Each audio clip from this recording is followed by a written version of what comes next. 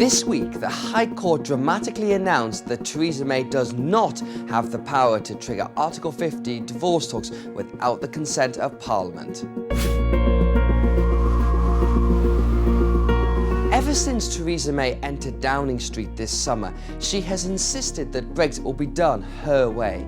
That means triggering Article 50 without consulting the Houses of Parliament. The Prime Minister believes that the referendum result was enough of a mandate to begin the process of leaving the EU, not least because the House of Commons had voted for the referendum no less than 6 times.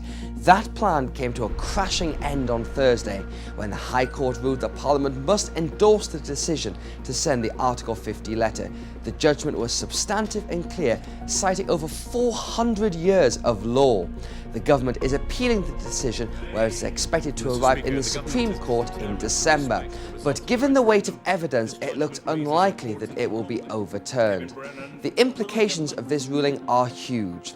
First, it means that Mrs May might miss her March 2017 deadline for beginning the Brexit talks. If a Green Paper and bill does not arrive in the Commons until after the Supreme Court appeal, then that leaves less than 3 months for MPs and peers to debate the legislation.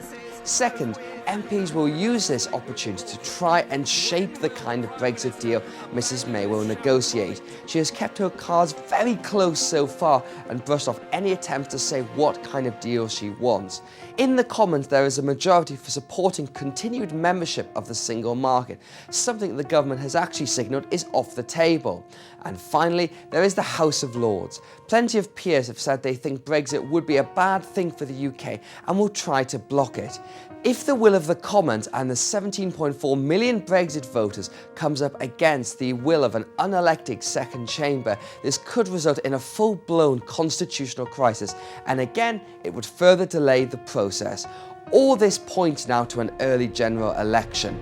Notionally, Britain is not due to go to the polls until 2020, but the government might decide it has no choice if Parliament frustrates the process.